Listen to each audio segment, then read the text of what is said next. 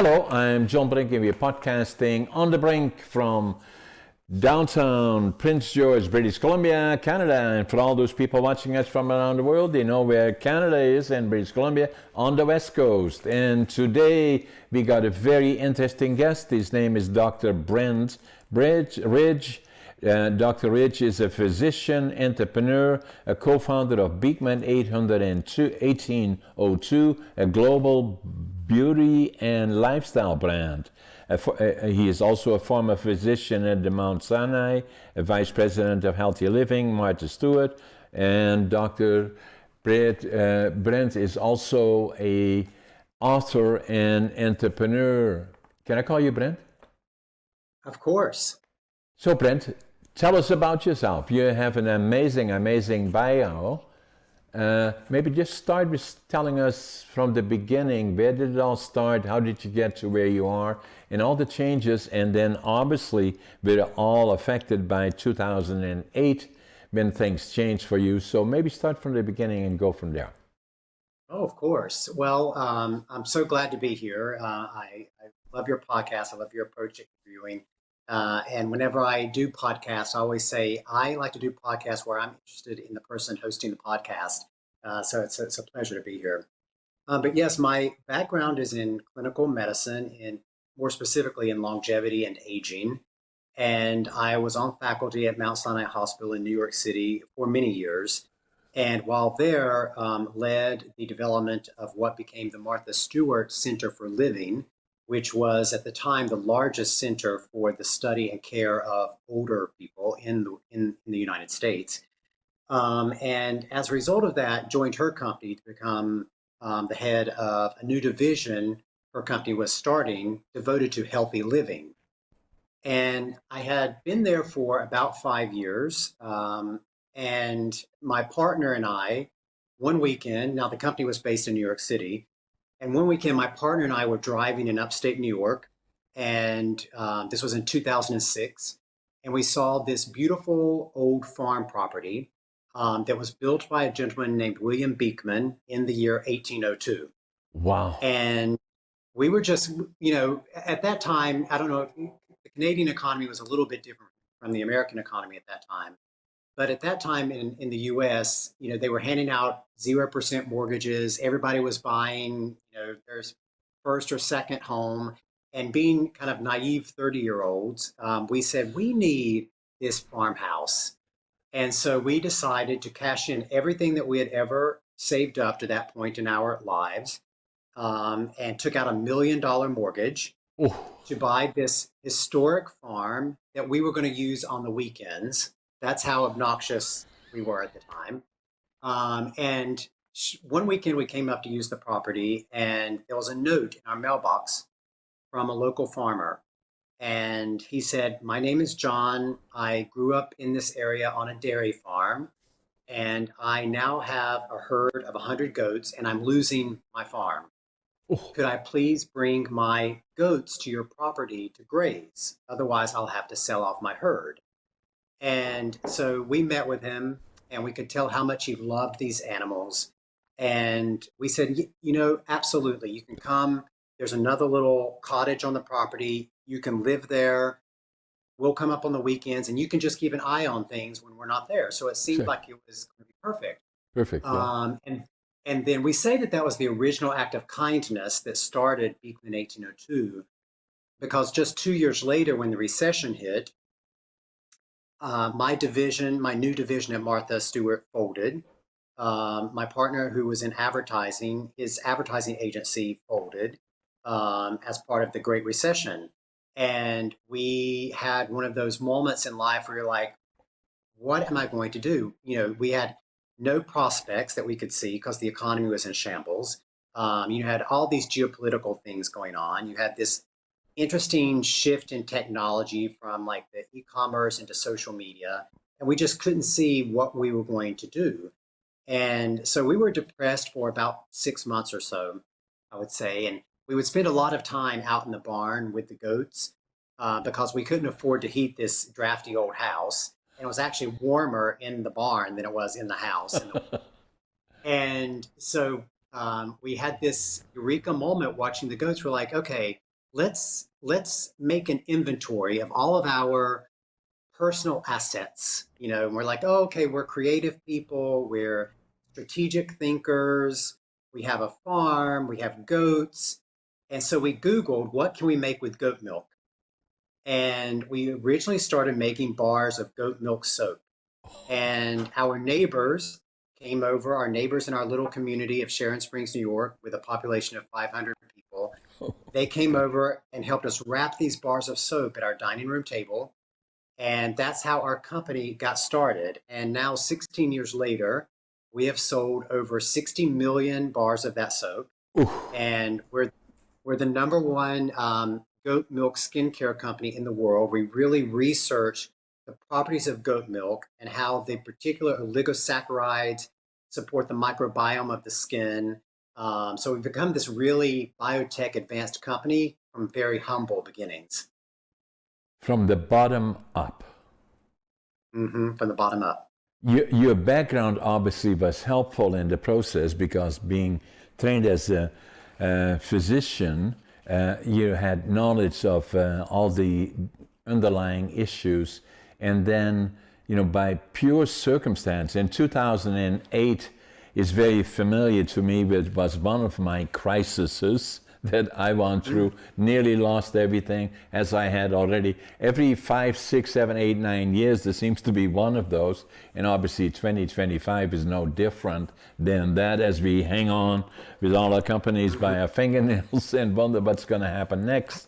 But the interesting part about it, Brent, is that, so by pure circumstance that, and it's, some people say to me, how come you're so successful and how do you do it? And I always say, and you're an example of that, success will find you. Are you ready is the question. And obviously, as that applied to goat milk, my wife will love this podcast because she is into natural health and she is very, very much in all issues relating to health, looks at all the issues, but and quality of life is all part of it. I wrote one book here, Living Young, Dying Old. It's a picture of me, actually. I'm the oldest competitive bodybuilder in North America, and it's all about quality of life. But the uniqueness of there seems to be a transition from toxic medicine in a way, and it's a bit of, not a bit of it, it's a racket, going to natural, and it's a transition more recognized all the time, I believe. And the amazing part with me is that I do all the shopping for my wife and myself, and then when I go to a grocery store, I shop on the outside, on the inside, because all the aisles have, processed food, processed or super processed food, and so we stay away from that. If we can't read what is in it, then likely it's not good for us. And so that's kind of what we have done. And then obviously looking at all issues relating to quality of life is so critical, and especially the sooner you can start being aware of it, your body, because it's obviously you have only one body and one life, we think at least, and to treat it well is critical. It's so true, John. And, we always say better aging begins at birth. And it begins maybe even before birth with the decisions that your mom made for you before you come out of the womb. Exactly. And we with Beekman, we say that there are two key ingredients in everything that we make: the goat milk and kindness. And the reason we say those two key ingredients are so important, well, obviously the goat milk, because of all the research that we've done on the particular peptides and oligosaccharides and lipids that are in the goat milk, but also the role of kindness and the science of kindness and how kindness impacts health, whether you give it or receive it, and how that influences the dopamine and the serotonin and the oxytocin levels in the blood. And, early in my career, right after medical school, actually, I was doing a research fellowship at Harvard, and we were looking really, I mean, we were doing this study of longevity, trying to find if there was any genetic contribution to longevity. And so we were doing blood tests on all of these families that had multiple generations that had lived past the age of 90. And we just felt certain that we were going to find some genetic factor that contributed to this extreme human longevity. And we never did. And of course, now, after looking at all the data over all these years, because this was 20 years ago, as you will know, they have found that the biggest contributor to living a long, healthy life are your social connections. Amazing. And having that social network, which of course is all related to kindness, how you treat other people, how do you bring those people into your realm, and how do you keep those people engaged in your realm, that's what contributes to longevity. So, when we talk about toxicity and the things that we do to bring into our lives, whether it's, through medications, healthcare, skincare products, all those things, yes, can contribute to longevity, but nothing contributes more than our ability to make strong social connections with the people around us. I find that amazing, Brent. Then the other part of that part is though that, when I grew up, obviously I'm 85 now, and grew up in Holland, in northeastern Holland in particular, we were all very close as a community and as the region, even to the extent that it was social interaction was always part of our growing up. In fact, to the extent that in our family, that all grew up in a very small circle, maybe 20 square kilometers or something like that. And then if somebody moved out of that from, say, northeastern Holland all the way to, say, Amsterdam or that region there, that was a long time away. It was a car, it's at least an hour and a half. They would say, oh my God, Peter is all the way, he's gone all the way to there and we'll never see him again or their family again. So it was out of the ordinary to do that, and there was lots of interaction in the community. Gradually, obviously, of all of that, what has happened is there is less of that also in Holland, but still some, but even less of that in places like Canada and to a certain extent maybe the United States as well, because we are both continents and countries of immigrants that had their own cultures and brought it with them. Sometimes have communities, obviously, as we well know, of all the different ones in different areas, but then social media and all the other things have taken away the interaction between individuals directly. So that's one part, and then I throw into all of this part interaction on podcasting obviously has allowed us to be interacting. You all the way, in this case from Florida, I'm in central British Columbia, interacting with you while at the same time there could be millions of people watching us around the world having this interaction, which is a new form of social media, which I like very much, obviously, but it's still evolving as we speak. But social media as we knew it has changed to a certain extent, and it's still changing now as we go forward.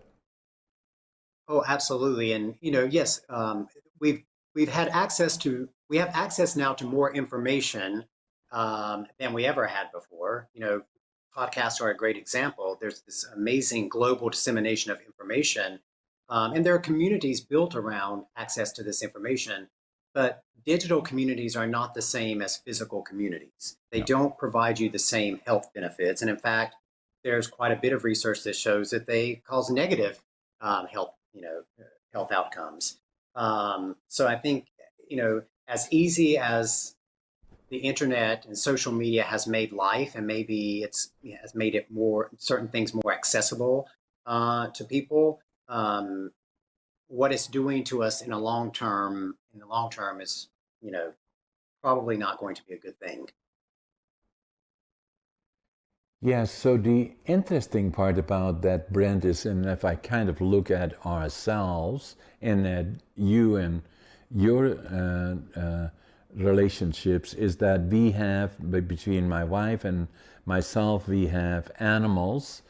We have dogs, cats, and then we have also 7 horses and all of those things, and we have communities around those areas that somewhat still social interaction, as I hear you suggesting, are critical part of longevity or levity in any form, make it more healthy. And is it animals in particular? I look at goats that it played in your life, but also in interaction and closeness, where everybody's sitting around the table initially wrapping soap that became so immensely are those all examples of this interaction that you're Yeah, referring to? yeah. I think there's quite a bit of literature and research on human-animal interactions and how that impacts health outcomes. And I think there's also some great studies on the dairy industry. You'll find this interesting, that when you have a herd of dairy animals, um, and the farmer calls these dairy animals by their name, like rather than just herding them, and if they call them by their name, you can actually look at the amount of butterfat content in the milk that is produced. And there are higher levels and better quality fats in the milk of the animals that feel a closer connection to the caregiver. So I think it's not something that's just specific to the human animal. It's consistent among all species, that this connectivity is really, really important, and it's a real. It has to be an in real life connectivity. It's not just connectivity, over a live stream. I find it very, very interesting because we see that I grew up obviously in northeastern Holland, which is substantially farming in a lot of cases, and there were relationships. I remember when I was young, we go and visit an uncle of my mother that had a farm, and we always looked forward to it. And they called all their animals by their first names, horses or cows or whatever they had.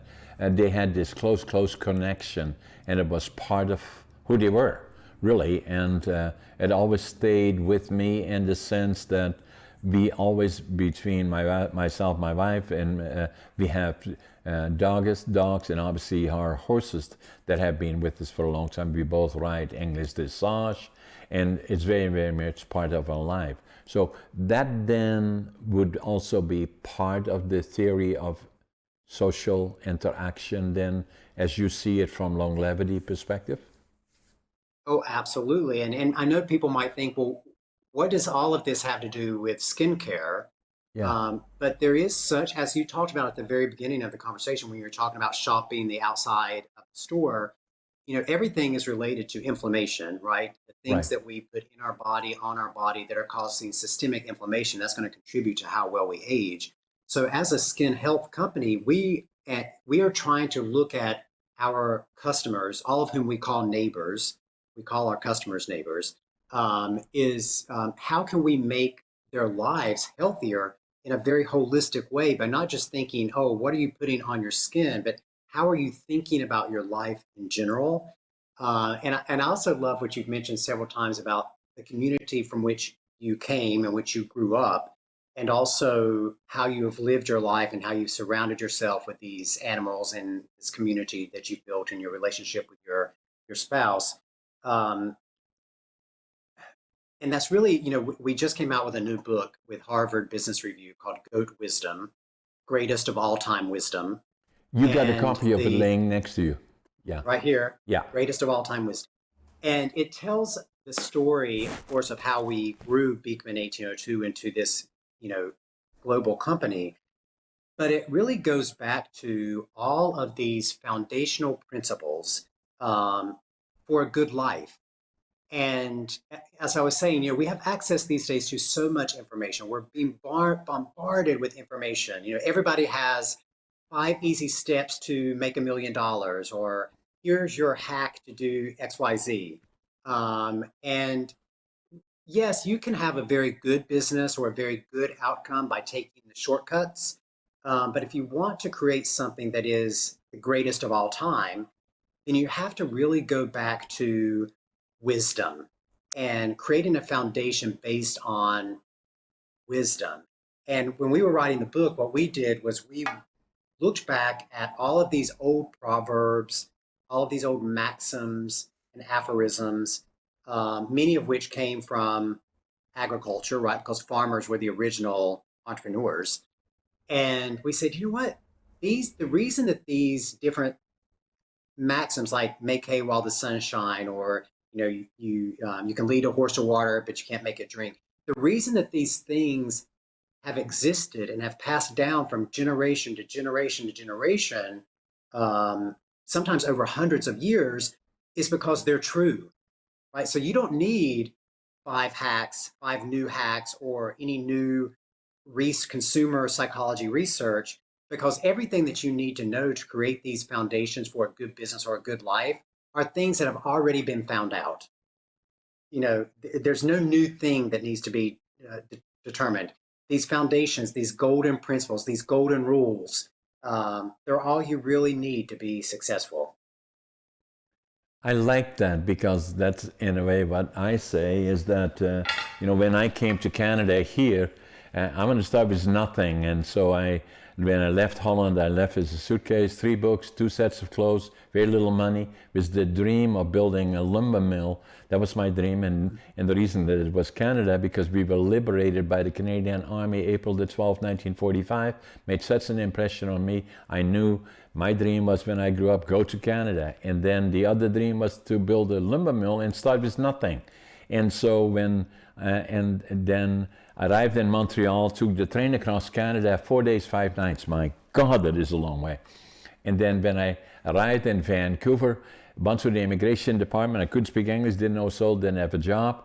And so fortunately there was a German fellow, and I told him I wanted to build a lumber mill. He said, go to Prince George, Northern British Columbia. That's where the opportunity is. I did.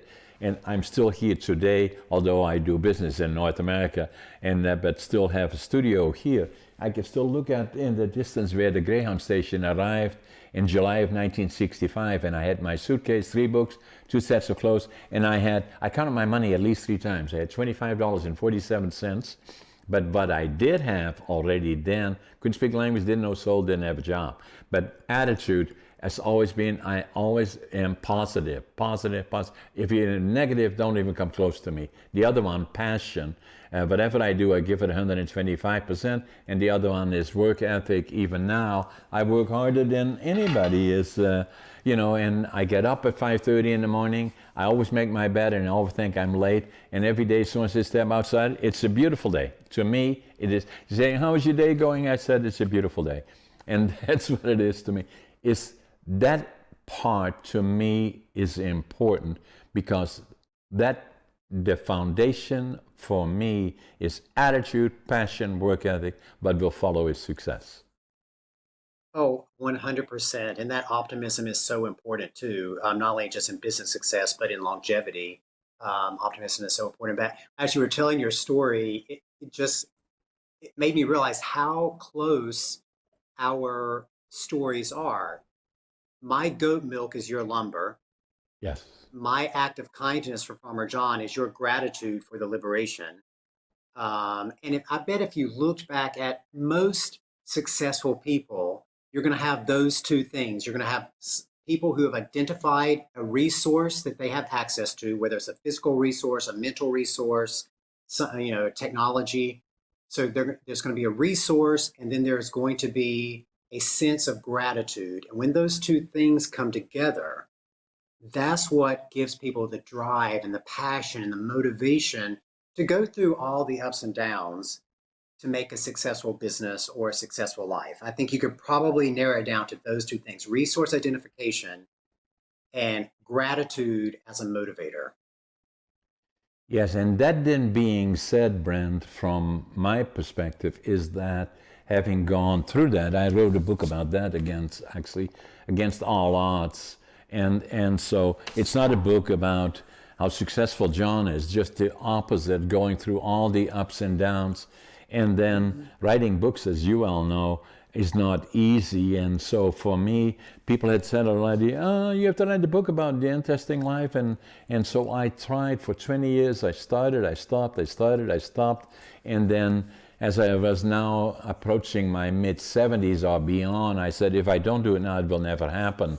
So it took me, for this book, it took me 80 years to live it, 20 years to think about it, 2.5 years to write it. And so that's what I did, all about the ups and downs. But the other part about it is I always maintain the same. Attitude, passion, work ethic is my foundation.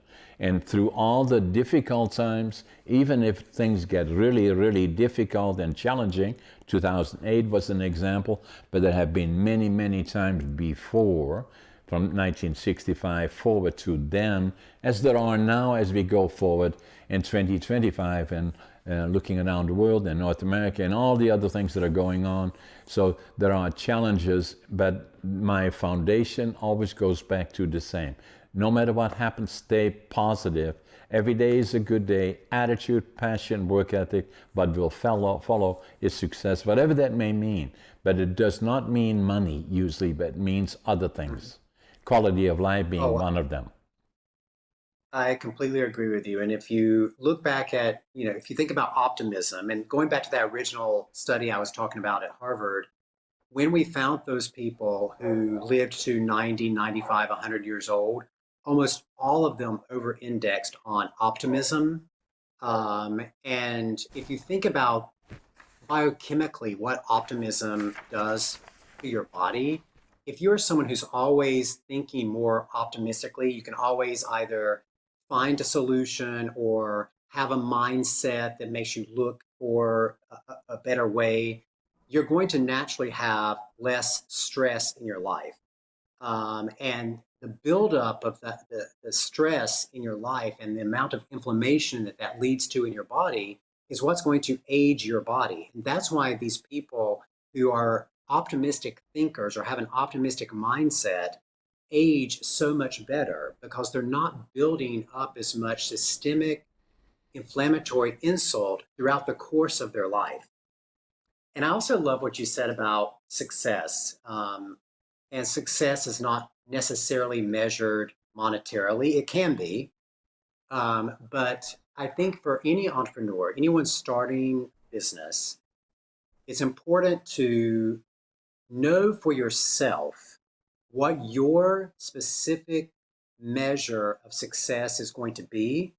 And don't fall into the trap of thinking that financial success is the only important metric. It is important, but it might not be the most important metric for you. So, and that's one of the issues with social media, is that the only metrics for success as a entrepreneur on social media is always like, I made $1 million in a month, or I accomplished this amount of financial success, which is great. I mean, that's great if that's your motivator and you've done that. But that doesn't necessarily mean that that's going to be the thing that gives you the most contentment and satisfaction in your life. So you have to understand for yourself whether that is going to be truly your motivator, because you could get $1 billion, you could get $1 trillion, you could be the next Elon Musk and still not be happy and content with your life. In fact, if you look at so many of these people who have accomplished amazing wealth, and they're still not happy and content with their life. So what is the purpose of having such massive wealth if you're still not happy and content? The likelihood is, I would speculate, Brent, is that the more money you have, the more likely it is you're not happy, at least in my perspective. And so I wrote a book about communication skills, and you, an amazing communicator, very good communicator, obviously. And so for me, that's a story as well. I was not until, I worked on that in the 1990s when somebody said to me, hey, John, up to that point, I could interact maybe 2 or 3 people in my companies, but not beyond that. I was not very good. didn't have the self-confidence for one. Although I was already successful in business, you say, oh, you're so successful, blah, blah, blah. I didn't feel that way. And so until somebody suggested I would go to Toastmasters, and I did that, they invited me and said, what is it all about? They said, the communication skills, you just go down. I said, is somebody going to ask me questions? He said, no, just sit there and watch them. And I said, okay, if they ask me questions, I'm not going to go there. No, don't worry about it. In the middle of the meeting, somebody said, hey, John, tell us all about it. I said, oh my God, I'll never go back. I did. I stayed there for 10 years. I could have crawled out on hands and knees the first meeting, but I did stay, and I knew this was a critical part. So I stayed there for 10 years, became a distinguished Toastmaster. It changed my life. And so I wrote a book. The last book that I did is the $1 Billion Communication Skills, successful with Amazon. It's all about communication skills. And these individuals, why were they successful, or why are they successful, if that's what you want to call it, at least financially, was because of their communication skills. And to develop communication skills are critically important in life as well, in relationships, in business, and all the other things that you do. It must involve communication skills. 100%. And I think that that's why you're seeing so many content creators on social media be phenomenally successful, is because those people are inherently good communicators. Some people are just born naturally, or their upbringing has made them good communicators. But by studying those people, you can too learn how to be a better communicator. And I'm going to have to get a copy of this book, because I love hearing personal journeys, and it sounds like something I'd very be interested in hearing all these other great communicators. But aside from the success that comes from being able to communicate very well, history belongs to the people who tell the stories. And you have to be a good storyteller if you want to have your personal history remembered, or if you want to have a history in anyone's minds at all. You have to be able to communicate your story. And so I think a book like yours, is so valuable for people who struggle with how to tell their story. I believe, and I agree with you, Brent, I believe that's a quality that I've always had, but I did not have the confidence. And then the other challenge that I had is that academically, I was not a success story. I failed grade 3 in Holland and failed grade 7 3 times. And then they said, what are we going to do with this guy? My parents were beautiful people. And then some people suggested, send him to the mentally challenged school. They said, no, we're not going to do that. So let's teach him a trade. And my grandfather in Holland was a master carpenter. He died fairly young, but I knew him through the work that he did, building all the things inside the churches. Amazing, amazing things that he did. He was an artist, more than not just a carpenter. He was a master carpenter. And then my dad worked in lumber, and so my dream was to go to Canada, start with nothing, prove to me that I was just as good as any of the others, but not knowing fully well the importance of communication skills to build that self-confidence. It was through probably, at one point that you may find interesting, I already was here in Canada, successful in the businesses that I built for 32 years. In 1997, I went into a bookstore here in Prince George, and I picked up a book that changed my life. And I have the book, and I'm going to show it to you in a minute. But the book that I picked up in 1997, arriving here in 1965, and the book's title was Driven to Distraction, and was written by Dr. Hollywell. And Dr. Hollywell was a medical doctor, a professor, has written 18 books, 5 on distraction. And as I picked this book up, it's all about this actual book. It's all about ADHD and dyslexia. And I said, oh my God, as I was standing in the bookstore and I was going through there, I said, oh my God, that's me.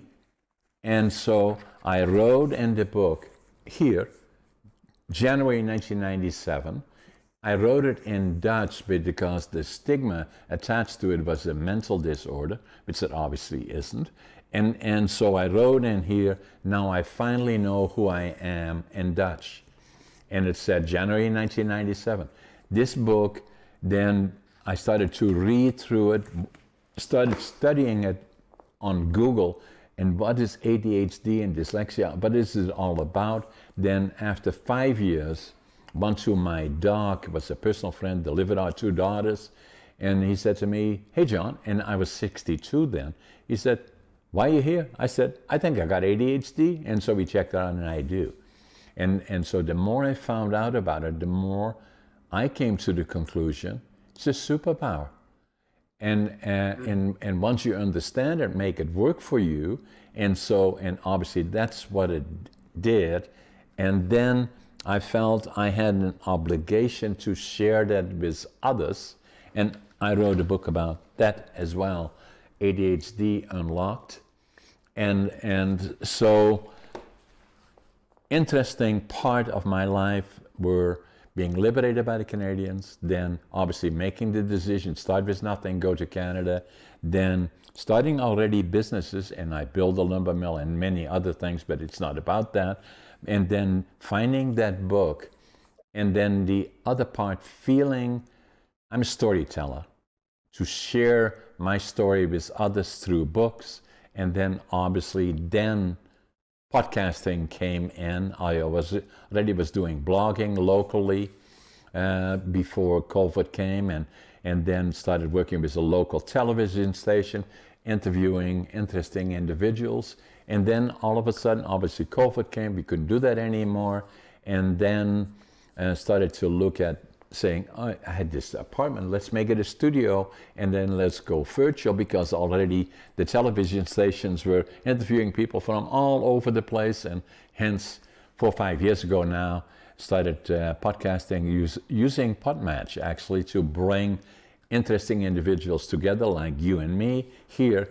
And actually my podcast number 500 is with Alex, who started Podmatch, and so it's become a big part of what I do, and I love it because it brings individuals together, plus the things that I feel strongly about, sharing that with others as well, with neurodiversity issues, which is very much part of my life, and I look at it like potentially a superpower.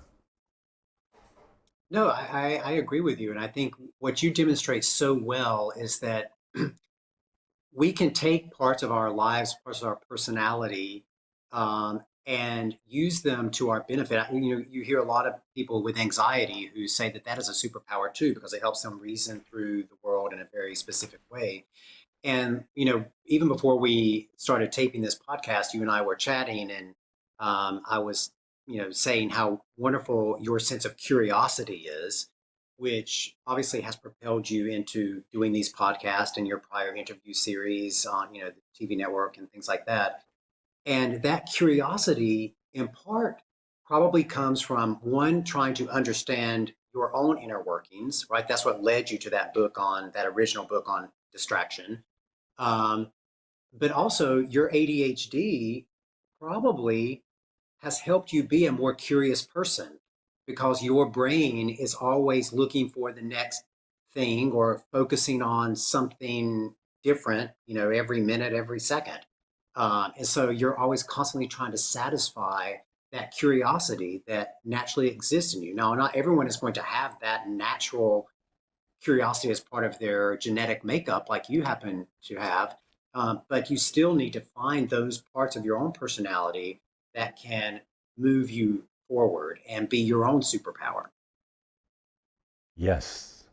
And so by sharing our stories, you sharing yours and me sharing mine, I feel I have an obligation, because there is so much stigma attached to potentially neurodiversity issues, whatever they may be, that I have an obligation to share with others. And somewhat troubling it is that when I was 12 and a half years old and failed grade 7 for the third time, it was more or less told that, well, John is a nice person, but he's just not very smart, so he has to work with his hands, blah, blah, blah, all of those kind of things. I had to prove to me, only to me, that I was just as smart as others, but I didn't fully understand it until it became obvious because of the book and other things that I feel then that I had an obligation to share that with others. And go ahead, Brent. Let me ask you, John, because I'm curious, was it easier for you to make that decision to be transparent and honest about your ADHD diagnosis because you were already successful? Did that make it easier for you to say, oh, let me think about how this contributed to my success? And I ask that only because I think that there overall in society, as much as we telegraph edited portions of ourselves on social media, etc., we have a huge lack of transparency, right? And because we hold things very personally, because we feel like we're going to be judged on how much money we make or where we live or the lifestyle that we have. And so there's just an overall, as public as everybody seems to be, overall there's a lack of transparency, honest communication, and authenticity. And I wondered, because I think this about myself as well. Yes, we're very successful in our company, as you were in your company. Does that make it easier for us to be transparent and authentic because we don't have a fear of being judged or having it impact our livelihood? And I think about that a lot, when people ask about success. I think it's a very good question you asked, Brent, about that as to what motivated me to become more public about it, is that if I look back, I was fortunate to have the strength to kind of punish myself in a way. This sounds strange, but I wanted to start with nothing. I did that on purpose to prove to me that I was just as smart as any of the others that didn't think so. And I had to find out, who am I? Was one of the questions I had all along till well into my 60s, if not 70s. And so that became part of the obligation that I had to share it with others, is that can you imagine, which you can, obviously, at 12 and a half years old, I became a laborer. I'm proud of that today, where others went to college, university, and other places. And then it took me until I picked up this book and from Dr. Hollywell in January of 1997, so that for 55 years virtually, it took me to figure out, who am I? Till I was, 62, read the book, and when I was 57, 5 years later got diagnosed, and it took me 50 years to figure out, who am I? And I then felt I had an obligation to share that with others. And now, obviously, I'm a presenter, I'm an author, obviously I do well podcasting, and if I give presentations, which I do frequently to students, high school, colleges, university, one of the areas that I usually mention is that too many people are and I say that respectfully, male and female, too preoccupied. Who are they? What do they look like? What do they wear? But all of those kind of things. And I suggest to them, as I've learned myself, there is only one of you on this earth, and you are super amazing. You are special. And not more than others, but you are special, and be at peace with who you are and reconcile it in your mind. And that then gives you comfort. And I can say that now, only after I read that book and finding out ADHD and dyslexia, all those other kinds of PTSD from the war years, the inner child, and the whole package, I can now feel that I'm in peace with who I am.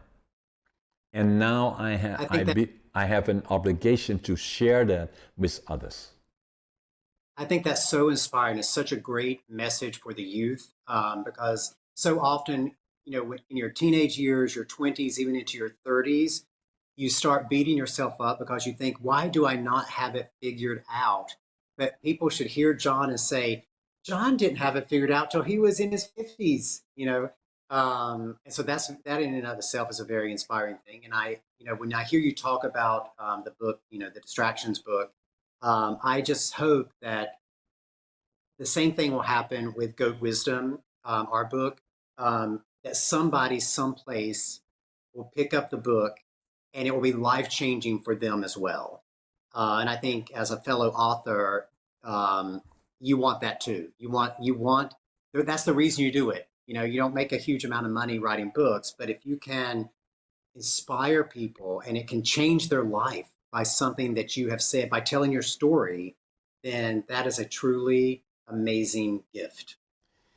I like that, Brent, and so I've done 5 books so far. This one being the last one, and so I'm writing one more, and the book that I'm writing is coming out in June of next year, and the book is nearly done. It's about you can, and is the foundation. And so what I'm going to do, I'm going to send you a signed copy of all 5 of my books. Oh, wonderful. Yeah, so just for you to have, and so then how it goes by so quickly. So share with us once more. Your belief in kindness runs deeply in you, obviously, in your company. Tell us why, other than what you told us already. Well, it really goes back to that original note that Farmer John put in our mailbox 16 years ago asking for help. We say that was the original act of kindness that started everything. And, over my years in medicine, over my years in growing Beekman 1802, what I realized is that kindness is the foundation from which everything should spring. How we treat our employees, how we treat our neighbors, our physical neighbors in our community, our customer neighbors. It all goes back to kindness. And we say kindness is wellness, and kindness is our superpower.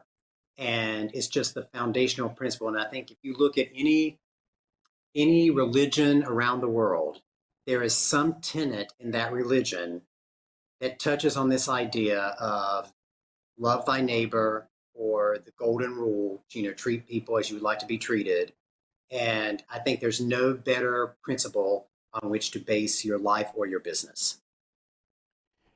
I find that interesting because on the same foundation, and I know the answer already, I had one question that I was going to ask you. Why do you call customers neighbors? But the foundation of that is what you already told us, to have that feeling of respect and kindness to others. And it's so well laid out in the past, for all the things that they already knew and are part of our lingo that we are using on a day-to-day basis, but not fully, respectfully, realizing where it came from, because those are foundational pieces, like what I say in my life: attitude, passion, work ethic. What will follow is success, whatever that may mean to you, but that's the way, Absolutely. And that's why I say there's a difference between information and wisdom. Always go back to the wisdom and you will be successful. So the other part I believe is important in your life, our lives. Can you tell us about the 51% rule when it comes to arguments? Yes. And this came about, and I think this applies whether you're in a romantic partnership or in a business partnership. We were always arguing about finances. That was the thing, as in most businesses, and in most marriages, that's the thing people fight about the most.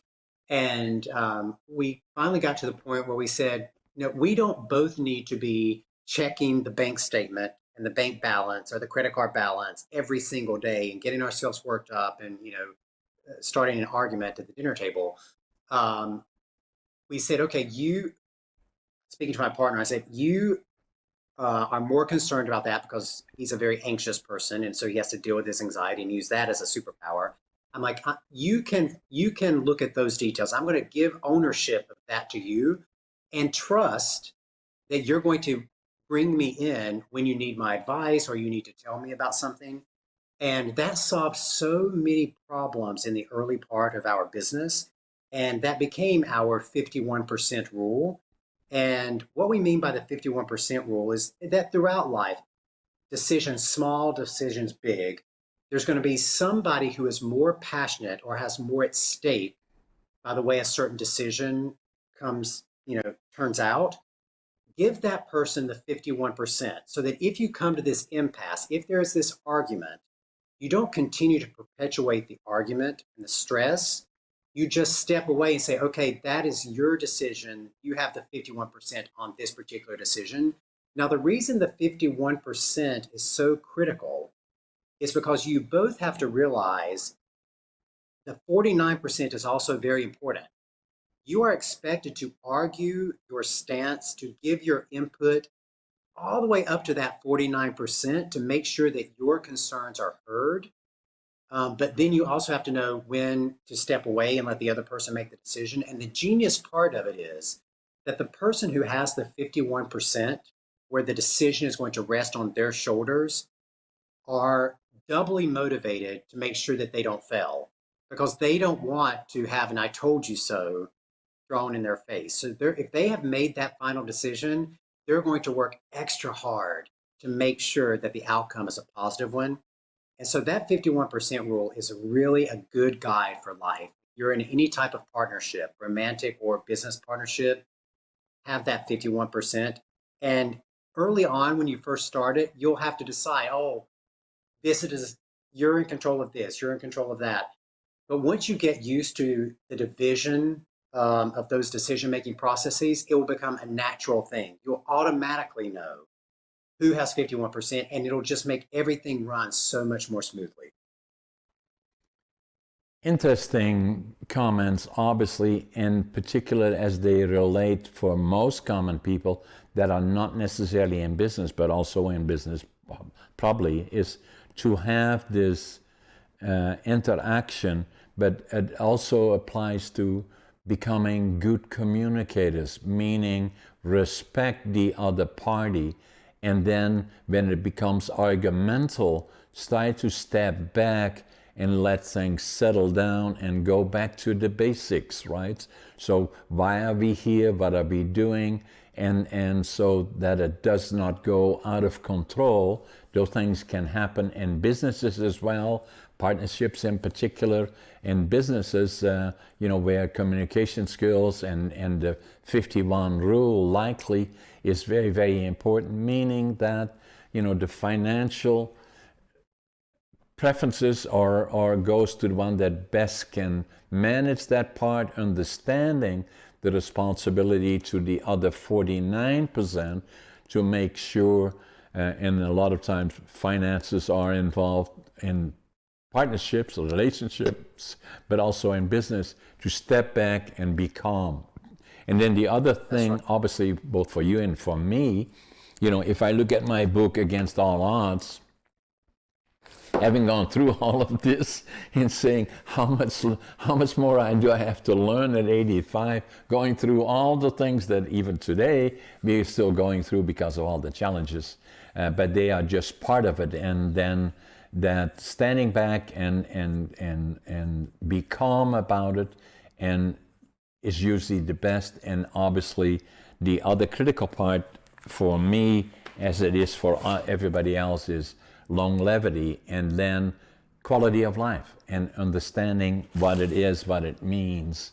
And that's why your comments are so critically important, because that's something you have lived. Now, the other question is, the company that you still have, the soap company operating today, and give us, our guests watching us from around the world, give us how do people reach you and your company and all your stories and your book obviously as well? Is it on Amazon, the book and all the other ones? And then tell us about your company and your businesses. Yep, you can go to beekman1802.com. We ship all over the world from the website. If you're in North America, you can find us at Ulta Beauty. We're also on QVC in America, the home shopping TV retailer, and in Canada, the shopping channel for those who use shop on TV retail, and in spas and resorts and stores all throughout Canada. So you can find us that way. The book too, it's on Amazon. So I'm going to send you all my 5 books that I have here. I'm going to sign them for you. I'm going to send it to you. And then let's make sure we still have more to talk about as we go forward. I want to stay in touch with you, Brent. And, it was an amazing, amazing podcast. And I really appreciate having you on my show. Let's make sure we stay in touch. Absolutely. An hour well spent for me. Thanks, John. Thanks, Brent. Take care. Bye-bye.